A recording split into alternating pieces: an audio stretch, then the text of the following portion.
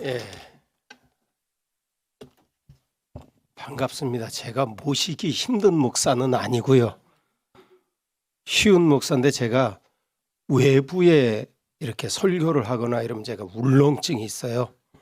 가능하면 제가 외부에 잘 안 가려고 하는 그런 목사인데 우리 송 목사님한테 이렇게 딱 걸려가지고 뭐 어떻게 할 수가 없어서 이렇게 또 오게 됐습니다. 그래서 이렇게 불러주신 주님께 감사하고 또 우리 하나로 드림교회 성도님들 뵙게 돼서 너무나 감사하고요. 또 지금 중국에 계신 우리 성도들 함께 예배드리게 돼서 정말 감사합니다. 하나님께서 큰 은혜와 또 결단과 그리고 축복을 꼭 내려주실 줄을 믿습니다. 하나님 말씀을 보겠습니다. 하나님 말씀 베드로전서 1장 3절 말씀부터 7절 말씀까지입니다. 지금 길긴 하지만 우리가 한 목소리로 이렇게 같이 읽으셨으면 좋겠어요. 우리 주 예수 그리스도의 아버지 하나님을 찬송하리로다. 그의 많으신 긍휼대로 예수 그리스도를 죽은 자 가운데서 부활하게 하심으로 말미암아 우리를 거듭나게 하사 산 소망이 있게 하시며 썩지 않고 더럽지 않고 쇠하지 아니하는 유업을 있게 하시나니 곧 너희를 위하여 하늘에 간직하신 것이라. 너희는 말세에 나타내기로 예비하신 구원을 얻기 위하여 믿음으로 말미암아 하나님의 능력으로 보호하심을 받았느니라. 그러므로 너희가 이제 여러 가지 시험으로 말미암아 잠깐 근심하게 되지 않을 수 없으나 오히려 크게 기뻐하는도다. 너희 믿음의 확실함은 불로 연단하여도 없어질 금보다 더 귀하여 예수 그리스도께서 나타나실 때에 칭찬과 영광과 존귀를 얻게 할 것이니라. 아멘. 로마가 세계를 지배하고 있던 주 64년 7월 어느 날 로마 시내 중심가에 커다란 화재가 발생했습니다. 역사적으로 정확한 원인은 알지 못하지만은 많은 역사가들이 추정하기를 당시 유명한 폭군이었던 네로가 저지른 방화였다. 그렇게 많이 이야기를 합니다. 실제로 네로는 불타는 로마 시내를 바라보면서 광적으로 춤을 추며 시를 지었습니다. 하지만 성난 로마 군중들의 항의가 시작되자 그에게는 희생양이 필요했고 그래서 기독교인들이 방화를 일으킨 것이라고 헛소문을 내기 시작합니다. 그때부터 그리스도인들이 줄줄이 붙잡혀서 로마의 원형 경기장으로 끌려갔습니다. 끌려간 그들은 더러 십자가에도 달리고 참수를 당하기도 하고 어떤 분들은 사자밥이 되어 길길이 찢겨 죽음을 당했습니다. 그래서 대부분의 성도들은 로마를 벗어나 지금의 터키 지역인 소아시아로 피신을 했어요. 그들은 소아시아의 바위 굴 속으로 들어가서 하나님께 예배를 드리고 속히 하나님께 자유롭게 예배드리고 우리 자녀들에게 신앙을 전수할 수 있는 그런 날이 오기를 간절히 기도했습니다. 특히 터키의 갑바도키아라는 곳에 가면 베린쿠유라는 곳이 있습니다. 박해를 피해서 소아시아로 피신했던 성도들이 300년에 걸쳐서 만든 거대한 지하 도시예요. 너비가 30km고요. 지하 120m까지 팠습니다. 그러니까 아파트 20층 정도 된다고 보시면 돼요. 지하로. 그러니까 거꾸로 파 내려간 아파트죠. 이 정도 되니까 2만 명을 수용할 수 있습니다. 2만 명. 다 지금도 공개하지는 않아요. 그래서 왜냐하면 들어가면 잘못하면 빠져나오지를 못하니까 워낙 미로로 돼 있으니까요.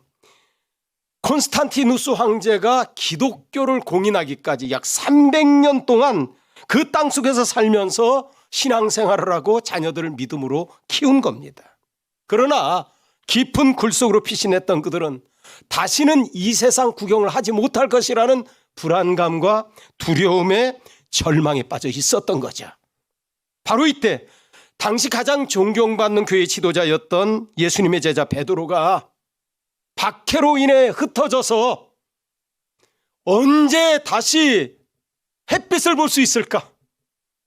그 기약조차 없는 그 시대 속에서 절망에 빠져 있는 그들에게 용기를 주는 편지를 씁니다. 그것이 바로 베드로 전서예요. 우리가 읽은 베드로 전서입니다. 중요한 것은 본문 3절입니다. 3절만 다시 읽어보겠습니다. 3절 다시 읽겠습니다. 우리 주 예수 그리스도의 아버지 하나님을 찬송하리로다. 그의 많으신 긍휼대로 예수 그리스도를 죽은 자 가운데서 부활하게 하심으로 말미암아 우리를 거듭나게 하사 산 소망이 있게 하시며. 아멘. 여기서 우리가 주목해야 할 말씀이 산 소망입니다. 헬라어로 조 엘피스라는 말을 쓰는데요. 이게 무슨 뜻인가 하면 살아있는 희망이라는 거예요. 그리고 언젠간 반드시 성취될 소망이라는 겁니다. 우리가 소원은 마음에 품지만 될 수도 있고 안 될 수도 있는 거거든요. 근데 산 소망은 그렇지 않습니다. 반드시 되어지는 것이에요. 왜냐하면 하나님이 하시는 역사이니까. 그게 있단 말이죠. 사도 베드로는 모든 것을 포기하고 흩어져서 절망에 빠져있는 당시의 그리스도인들에게 이제는 앞이 캄캄하고 지금도 힘들고 미래를 봐도 캄캄한 그런 인생을 사는 그들에게 그럼에도 불구하고 주님 안에 있는 사람은 산 소망을 가지고 살아야 한다고 말하고 그 이유가 분명히 있다고 분명히 선포하고 있는 겁니다. 자, 오늘 이 기도해 오신 성도 여러분, 우리는 지금 매우 힘든 시대를 살아가고 있습니다. 사회적 분위기도 갑갑하고 우울해요. 요즘 사람들 만나보세요. 살만 난다고 하는 사람이 몇 명이나 됩니까? 다 못 살겠다고, 다 힘들다고 그렇게 얘기하죠. 경제 침체까지 오니까 젊은이만 힘든 게 아니에요. 사업하는 분들도 직장 다니는 분들도 다 힘들다 합니다. 다 힘들어요.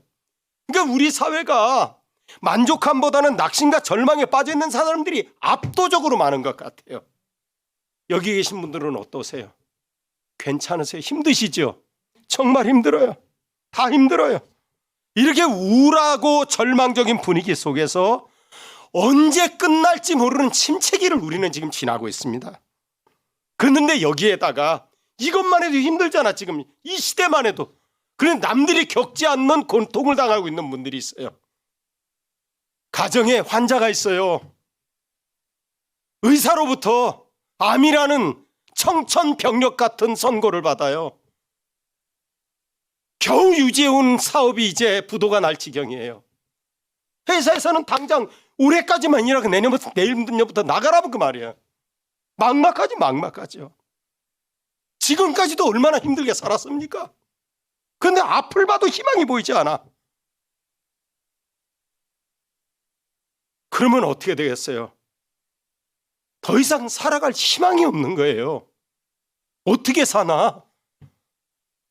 못 살지. 이렇게 사느니 차라리 가는 게 낫지. 하나님 나 빨리 불러주세요. 그런 분들도 있단 말이지. 그러나 베드로가 당시에 절망에 빠져있던 그리스도인들에게 살아있는 희망의 메시지를 보낸 것처럼 이 말씀은 오늘을 살고 있는 우리들에게도 아무리 힘들어도 아무리 희망이 없는 것 같아도 그래도 소망을 갖고 살아야 할 충분한 이유가 하나님의 자녀에게는 있다는 겁니다. 그걸 말씀하고 있는 거예요. 아무리 절망적인 것 같아도 그리에게는 주님 안에는 그래도 살아있는 소망이 있다는 거예요. 그러면 우리에게 산 소망이 있는 이유가 뭘까요? 오늘 본문에는 세 가지를 말씀하고 있습니다. 첫째는 부활하신 주님께서 함께 하시기 때문에 얼마든지 살아갈 수 있다는 거예요. 여러분 3절을 다시 보세요. 3절을 다시 보겠습니다. 다 같이 한번 읽을까요? 우리 주 예수 그리스도의 아버지 하나님을 찬송하리로다.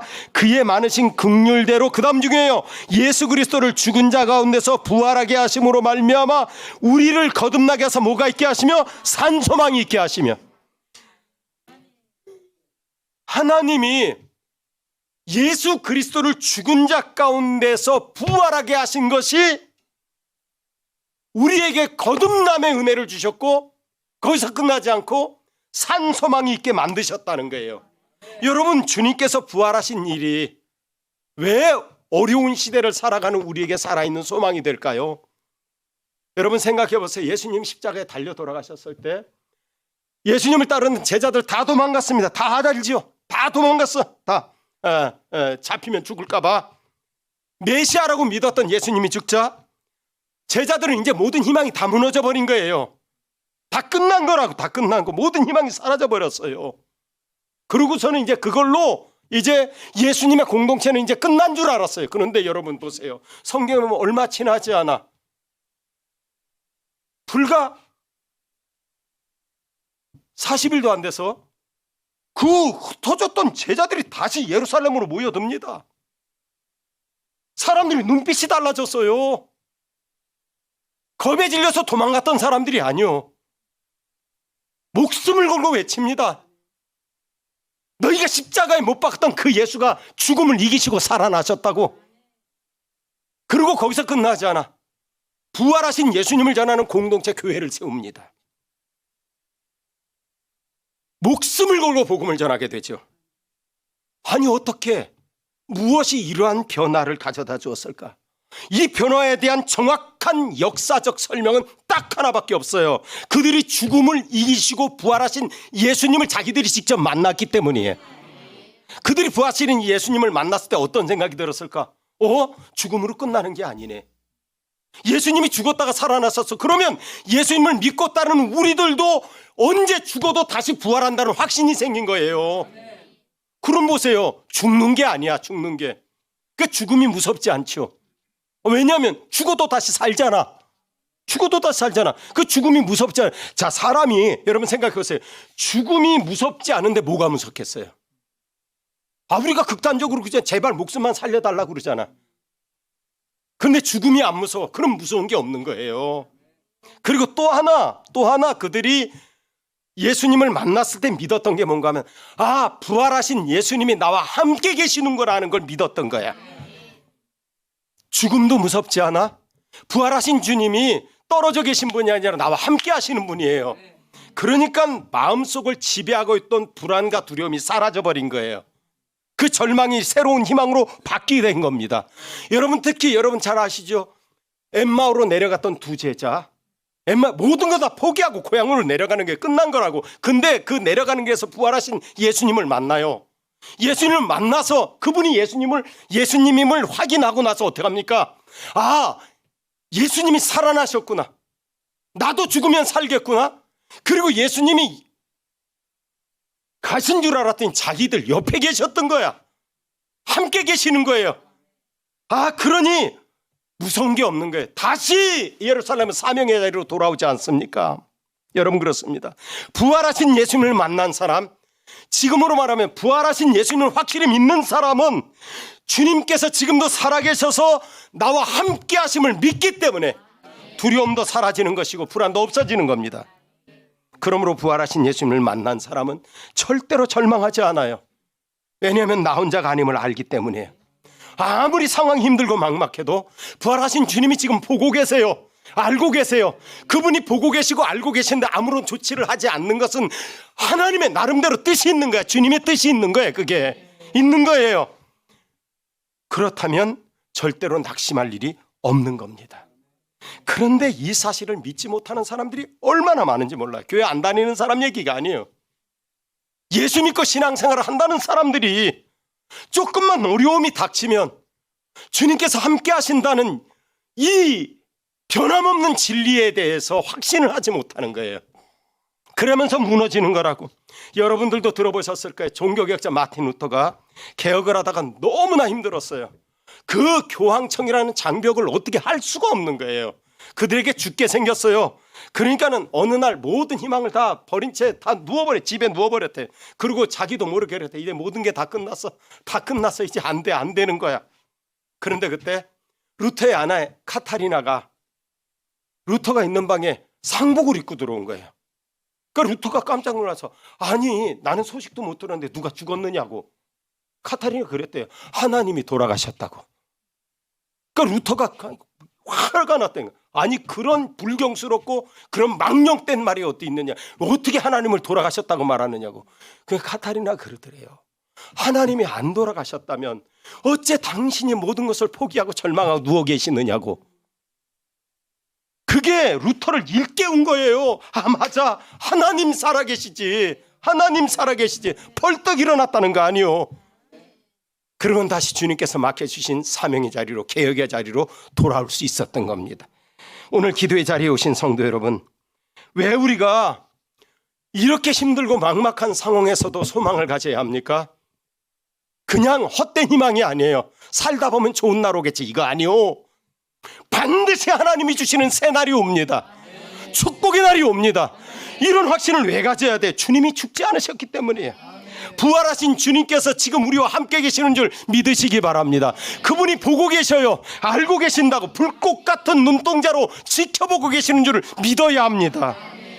그리고 그분은 절대로 나를 떠나지 아니하시고 버리지 않으십니다. 그러므로 주님 안에 있는 사람은 어떤 상황에서도 혼자일 수가 없는 거예요. 내 눈엔 보이지 않지만 주님께서 내 옆에 계셔서 조금만 힘내라. 아직 때가 되지 않았어. 조금만 더 견뎌봐. 내가 너 도와줄게. 말씀하시는 것이지. 그러면 이제 한숨을 거두고 다시 눈을 들어서 나와 함께 하시는 주님을 바라보시기 바랍니다. 나와 함께 하시는 주님을 바라보며 주님이 주시는 살아있는 소망을 붙잡으시기를 주님의 이름으로 축원합니다. 그게 우리에겐 산 소망이 된단 말이에요. 우리가 어렵고 힘든 시대, 막막한 시대를 살아가면서 왜 산 소망을 가져야 되냐? 두 번째 이유는 천국의 유업을 약속받았기 때문이에요. 여러분 4절 말씀 보세요. 4절 다 같이 읽겠습니다. 썩지 않고 더럽지 않고 쇠하지 아니하는 유업을 있게 하시나니 곧 너희를 위하여 하늘에 간직하신 것이라. 여러분 유업이라는 말 쓰죠. 유업이라는 말이 뭔가 하면 상속권이 확정된 유산이라 그 말이요. 아무도 못 바꾼다는 거예요. 변호사 공증까지 받았다고. 부모가 물려줄 재산 중에서 나에게 내 몫으로 된 게 누구도 바꿀 수 없이 확정된 걸, 그걸 끌레로노미아, 유산이라고 번역을 한 거예요. 그런데 그 유산이 저와 여러분에게는 이 세상에 있는 것이 아니고 하늘에 있다는 거예요. 하늘에 있다는 거예요. 여러분 베드로전서가 기록될 당시 초대교회 성도들은 아까도 말씀드렸지만 폭군 네로에 의해서 말로 할 수 없는 박해를 받습니다. 그들이 정말 견디기 어려웠던 게 뭔가 하면 재산을 몰수당하는 것이었대요. 삶의 터전 직장에서 다 쫓겨나는 거예요. 있는 재산 다 압수당하는 거예요. 예. 그런 고통을 겪었어요. 어떻게 살아? 그럼에도 불구하고 이들이 끝까지 믿음을 버리지 않았던 이유가 뭔가 하면 저 천국엔 이 땅의 소유와는 비교할 수 없는 더 크고 영원한 소유가 유산으로 나에게 상속이 확정되어 있음을 믿었기 때문이에요. 하늘에 있는 유업 어떤 특징을 가지고 있습니까? 4절 보면 그래요. 썩지 않고 더럽지 않고 쇠하지 않는 유업이라고. 여러분 이 세상의 재산은 아무리 많아도 뜻하지 않는 재난을 만나면, 화재 같은 거 만나면 한순간에 없어져 버리더라고. 그리고 불경기 만나면 이게요, 이 재산 재물이라는 게 모으기는 힘든데 이게 무너지기는 금방이더만. 이게 불경기 한번 만나고, 더군다나 마음 약한 사람들 막 사기도 당해요. 사기, 보이스피싱. 보이스피싱 당하면 나 분노가 있어요. 분노가. 우리 교회 권사님 한번 보이스피싱으로 2억이 날라갔어요. 2억이. 내가 그 자살 못하게 하느라고 막 여러 가지 있는데 사연이 있어. 결국은 살렸어. 한꺼번에. 그게 이 땅의 재산의, 이 땅의 물질의 특징이에요. 그러나 하늘에 있는 유업은 뭐라 합니까? 불변하고 불멸하는, 썩지도 않고 쇠하지도 않고 없어지지도 않는, 우리에게 확정된, 줄어들지도 않고 없어지지도 않고 빼앗기지 않는 영원한 유산인 줄 믿으시기 바랍니다. 이 유산이 내 이름으로 보존되어 있는 한 우리에겐 절망이 없어요. 설사 여기 있는 재산이 좀 줄어들어도, 아니 없어져 버려도 우리 진짜 재산은 저 천국의 영혼이 보존되어 있기 때문에 절망할 이유가 없는 겁니다. 근데 이게 믿어져야 되는 거거든. 정말 천국에 대한 소망이 있느냐 말이에요. 요즘 이런 얘기하면 뚱구름 잡는 얘기 한다고 그럴지도 몰라요. 영생을 향한 마음이 우리에게 있는가 말이야. 천국에 대한 진정한 소망이 있느냐 말이야. 내가 영원히 살고 내가 진짜 살 곳은 거기라고 믿고 있느냐고. 여러분, 우리가 흔들리지 않는 믿음 위에 바로 설 수 있고 성도로서 자존감을 찾기 위해서 가장 먼저 회복해야 하는 것이 뭔가 하면 천국의 소망이에요. 천국을 너무 잊고 살아요. 자본주의 시대에 살면서. 천국이 얼마나 굉장한 곳인가. 저는 한번 가봤어요. 알아요. 그래서 오래 살고 싶은 마음 없어요. 저는 진짜 그래요. 사명만 없으면 저는 빨리 불러주셨으면 하는 게 제 소원이에요. 여러분 믿지 않겠지만 진짜라니까. 진짜. 네? 아이고, 제가 진짜 작년 초에 우리 교회에, 이것도 우리 송 목사님이 꼭 이 말 하라고 그래서 내가 하는 거예요. 교회에 그 위에서 내려오신 분이 그 애기 엄마가 하나 왔어. 자기 딸을 하나 데리고 그 이제 등록을 하겠대요. 그러니까 등록을 받았다. 근데 이제 그 애기 엄마 소원이 뭔가 하면 제주도를 넘어가고 싶다는 거야. 제주도 가는 게 소원이라는 거야. 그래서 내가 거기서 말이죠, 그 자리에 1초도 머뭇거리냐고, 내가 보내줄게. 너하고 너 딸하고 날짜만 잡아라. 그럼 내 비행기부터 다 내가 보내줄게. 다 했어. 너무 감사해하더라고. 그러니까 거기서 다 끝났으면 좋았어. 근데 이 친구가 나가가지고 같이 막 위에서 내려온 분들한테 막 자랑을 했던 거야. 근데 제주도를 가고 싶은 소원은 이 자매의 소원만이 아니고 거기서 오신 분들이 우리가 한 20분 되거든요. 그분들은 모두의 소원인 거야. 근데 소문이 어떻게 났는가 하면 박 목사가 우리들 다 제주도 보내준다더라. 이게 내가 감당이 안 되잖아요. 아니, 나는 그 친구만, 그 모녀만 보내준다 했단 말이야. 그런데 목사님이 보내준다 했다. 그러니까 이제 다 가는 줄 알아.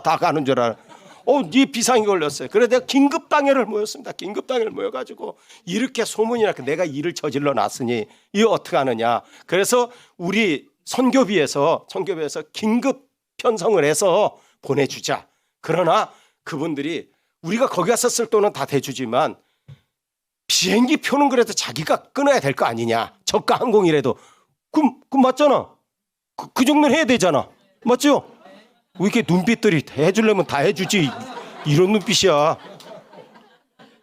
그거는 해야 되잖아. 그래, 그렇게 하기로 했는데, 근데 나중에 딱 보니까 그 비행기 표를 될 만한, 한번 알아봐라 그랬더니 2가정만 될 수 있다는 거예요. 아, 이게 아니구나. 이게 너무 어렵구나. 그래서 제가 어느 날 광고를 했어요. 교우들한테, 야, 상황이 이렇게 됐습니다. 제가 일을 저질렀는데, 자, 마음에 감동되는 분들이 있으면 그 비행기표 대줍시다. 딱 한 번 했어. 근데 일주일 만에 딱 그 헌금이 안 돼. 2천만 원이 딱 모아졌어요. 그건 비행기 표서부터 그 20명 돕는 사람 25명까지 3박 4일 제주도 다 하고도 남을 돈이야, 그게. 그래서 선교 헌금 편성해 놓은 거 다시 무르고 교우들이 한 걸로 보내서 너무나 좋다는 거예요. 갔다 오고 나서 너무나 좋고 너무나 행복하다는 거예요. 제가 그렇게 생각했어요. 이야, 3박 4일 제주도만 가도 저렇게 좋아하는구나. 저렇게 솔직히 말해서 내 생각에 내가 가보지 못했지만 제주도보다는 금강산이 한 단계 위 같아요. 그 위지. 근데 아니야, 제주도를 못 가본 분은 제주도가 위라는 거예요. 제주도만 가도 그렇게 좋아한단 말이에요. 여러분,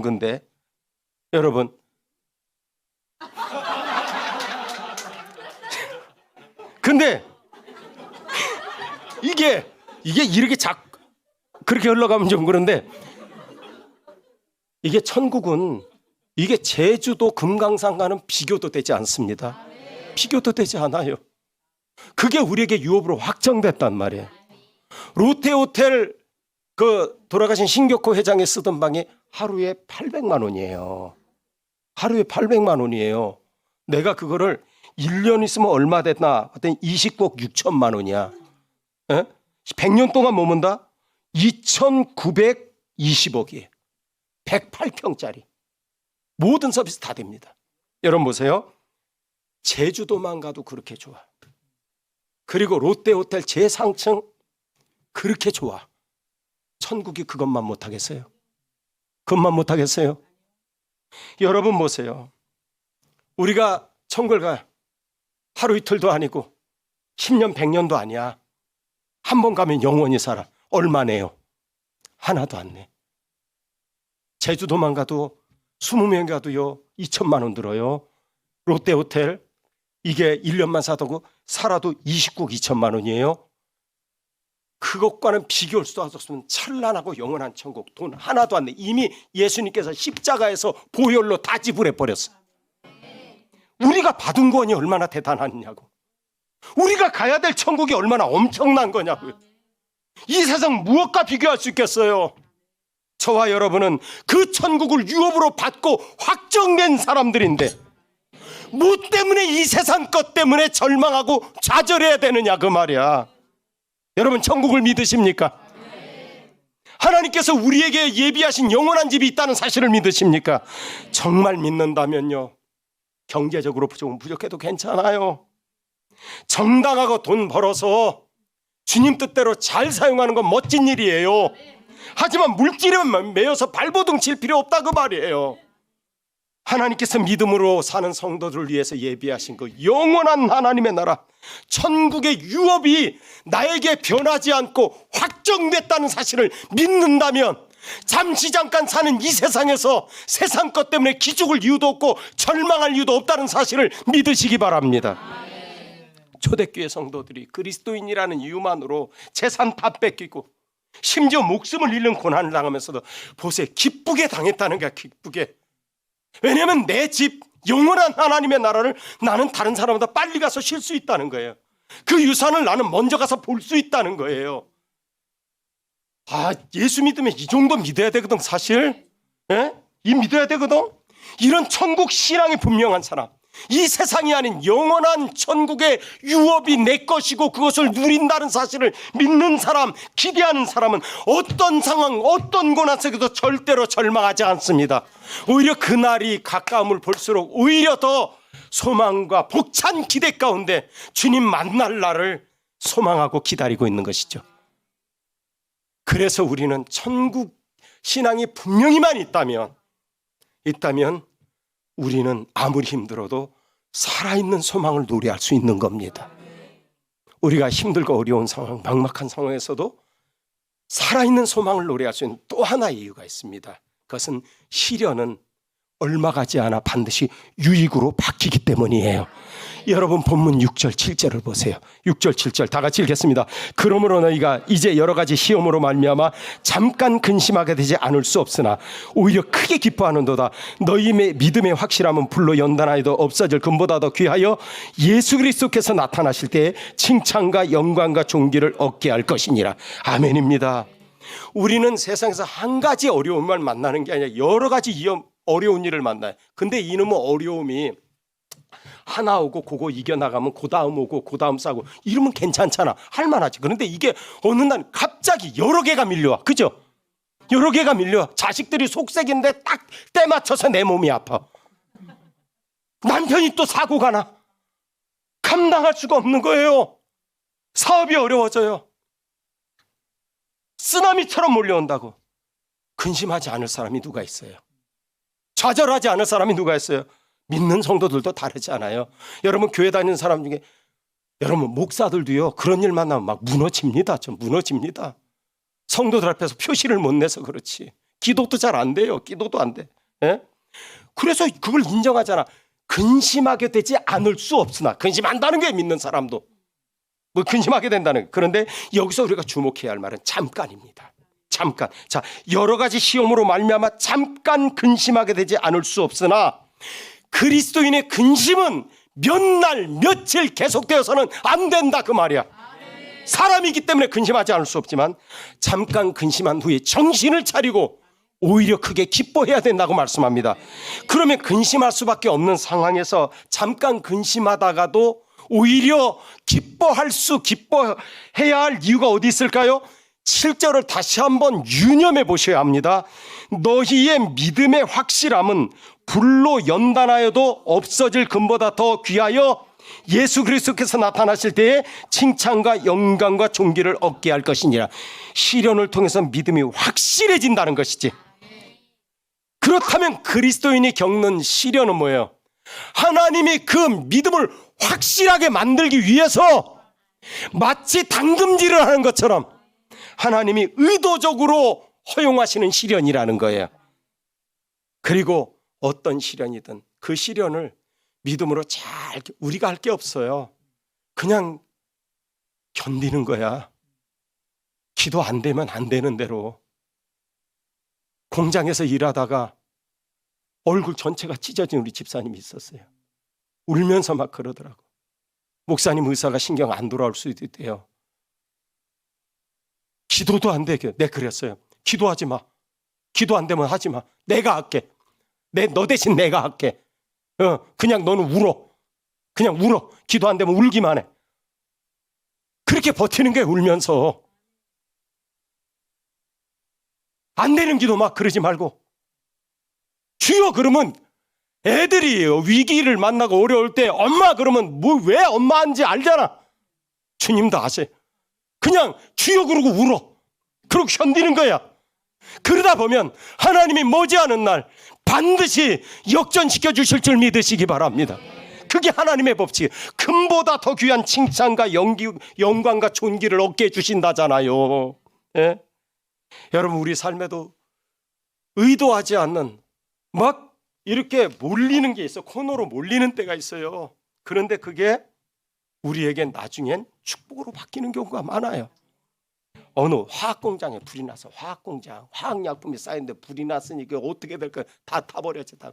사장은 막 바짝바짝 애야 타요. 소방서에서 출동하자고 진화 작업을 하고 있는데 근데 사장이 아유 이거 큰일 났다고 저기 안에 사무실 안에 금고 안에 이 회사의 기밀이 다 들어있다는 게 그거는 찾아야 된다는 게 다 불타도 자 화재보험 드러났으니까는 그거는 찾아야 되는데 불길이 너무 세니까 안 돼. 그러니까 이제 이 사장이 소방대장을 찾아가지고 소방대장이 저 금고에 있는 저 기밀 문서만 좀 빼주면 내가 5천만 원 드리겠습니다. 5천만 원이란 말이 뭐 그 소방대장이 눈이 번쩍 뜨더니 막 지시를 하는 거예요. 빨리 들어가 빨리 들어가. 누가 들어가 거기에 그 불구덩이에 5천만 원 그거 받으려다가 죽게 생겼으니까 안 되는 거야. 바로 그때예요. 어디선가 소방차 한 대가 나타났어요. 그건 전원 65세 이상의 노인들로 구성된 이른바 의용 소방대였습니다. 낡은 소방차에서 쓰다가 폐차되기 직전에 차를 그들이 쓰거든. 그 낡은 소방차가 오더니 거침없이 공장 문 쪽으로 질주해 들어오는 거예요. 그런데 조금 더 머뭇거리자 그대로 화염 속으로 돌진해서 공장 안으로 들어가는 거 아닙니까? 공장 안으로 들어가니까 이 65세 이상의 노인들이 막 필사적으로 불을 끕니다. 막 거기에 이제 뒤 밖에 있던 소방대원들도 감동을 받은 거지. 감동을 받았어. 그래가지고 막 옆에서 돕는 거지. 그렇게 하니까 불길이 잡히는 거예요. 안에서 끄고 밖에서 끄니까. 그리고 다 끝나서 회사 사장이요. 그걸 서류를 기밀 문서를 읽고 막 너무나 기뻐가지고 너무나 감사해가지고 보니까 전부 다 어르신들이야. 안 되겠어서 자기가 5천만 원 걸었지만 감동을 받아 1억을 줬어요. 1억을. 그 사장 괜찮은 사람이요. 그 정도는 돼야지 사장이. 이제 그 1억을 줬어. 그러니까 주면서 그 사장이 그 할아버지한테 물었어요. 1억을 드렸는데 어디다 쓸 거냐고. 그러니까 그 운전해 갖고 끝난 할아버지가 그러는데 요놈의 브레이크가 고장나는 바람에 이거부터 고쳐야지 다 죽는 줄 알았네. 용감해서 불길에 들어간 게 아니야. 어쩔 수 없이 불 속에 들어간 거야. 기를 쓰고 버텼다고 거기서. 기를 쓰고 안 죽으려고. 그래서 1억 벌었잖아. 1억. 브레이크 고장 나는 바람에 1억이 된 거예요. 여러분 마찬가지. 내가 전혀 원하지 않는 일이 생긴다고 해도, 내가 원하지 않는 고난이 생긴다고 해도 여러분 절망하지 말고 울면서라도 버티세요. 절대로 우연이 없어요. 그 하나님의 뜻이 있는 거예요. 하나님의 인도하심이 있는 거예요. 그리고 시련을 내가 잘 버티기만 하면 주님 그 시련 이후에 내가 생각지도 못하는 축복을 부어주실 줄 믿으시기 바랍니다. 이 사실을, 이 하나님의 역전의 법칙을 믿는 사람은 어떤 시련 앞에서도 절대로 절망하지 않아요. 폭풍이 몰아치는 시련의 한복판에서 하늘을 바라보며 소망을 노래할 수 있는 줄을 믿으시기 바랍니다. 오늘 기도 자리에 오신 성도 여러분, 저 우리 중국에서 예배드리는 우리 형제 자매 여러분, 너무나 힘들게 살아왔어요. 지금도 너무나 힘들어요. 그렇다고 앞으로 나아질 거냐? 누구도 보장 못합니다. 더군다나 이 시대를 온몸으로 살아가는 것만 해도 얼마나 힘든데, 여기에 남들이 겪지 않는 질병이라든지 경제적인 어려움에, 특히 자식의 문제, 이 자식의 문제 진짜 이거 어떻게 못한다. 이거 대가리 커가지고 말도 안 듣고, 이거 못한다. 이런 문제 때문에 막막한 거야. 막막한 거야. 차라리 이 사는 게 더 힘들어. 아무런 희망이 보이지 않아. 살 소망마저 힘들지 않아요. 그럼에도 불구하고 주님 안에 있는 하나님의 자녀들에게는 반드시 산 소망이 있다는 거예요. 반드시 산 소망이. 이 말씀은 2000년에 쓰여진 말씀이에요. 오늘을 사는 우리에게도 유효한 진리입니다. 예. 자, 다시 말씀 정리해. 왜 우리가 그럼에도 불구하고 산 소망이 있나? 부활하신 주님께서 우리와 함께 하시기 때문에. 그분은 우리가 멀리 떨어지신 분이 아니에요.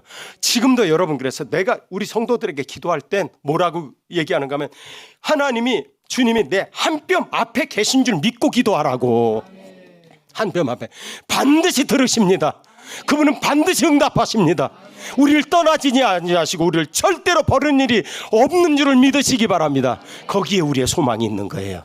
두 번째 이유는, 우리는 여기서 영원히, 속된 말로 여기서 효부 볼 사람들이 아니야. 우리는 천국의 영원한 집이 확정돼 있습니다. 확정돼 있어요. 제주도 아무것도 아니야. 그 제주도 보내달라 그러지만, 제주 나고 지금 천국 가 그럼. 더 좋은데. 제주도 금강산 될 거 아니야. 천국의 영원한 유업이 우리 확정, 조금만 견디고 그 주님 부르시는 그날 가면 눈이 번쩍 뜰 줄 믿으시기 바랍니다. 그게 우리에겐 산소망의 이유입니다. 그리고 우리가 산소망의 이유는, 어떤 시련도 주님은 반드시 유익과 축복으로 바꿔주시기 때문에, 우리가 믿는 하나님은 역전의 하나님입니다. 역전의 하나님. 이 사실을 믿는 사람은 어떤 시련 앞에서도 절망하지 않아요. 오히려 당당하게 산소망을 노래할 수 있는 겁니다. 바로 여기에 아무리 힘든 시대를 살아가지만 하나님의 자녀의 능력이 있는 것이고, 바로 이게 승리하는 인생의 길이 있는 줄을 믿습니다. 희망이 사라지는 것 같은 이 시련의 골짜기에 있을지라도 오히려 산소망을 노래함으로써 이 절망의 자리를 박차고 일어나 역전의 하나님을 간증할 수 있는 우리 모든 복된 성도들 되시기를 주님의 이름으로 축원합니다. 축원합니다. 축원합니다. 설교하고 박수 받아보긴 내 평생 처음이네. 우리 교회에서 20년 설교했는데 한 번도 못 받아보고. 기도하겠습니다. 함께 한번 기도해 보셨으면 좋겠어요. 여러분, 어떤 어려움이 있더라도 주님께 맡기십시다. 맡기고 하나님 반드시 역전되게 해주시고, 부활하신 주님께서 나와 함께 하시는 줄 믿습니다. 천국에 가는 그날까지 절대로 주저앉지 않게 해주시고, 낙심하지 않게 해주시고, 승리하게 하여 주시옵소서.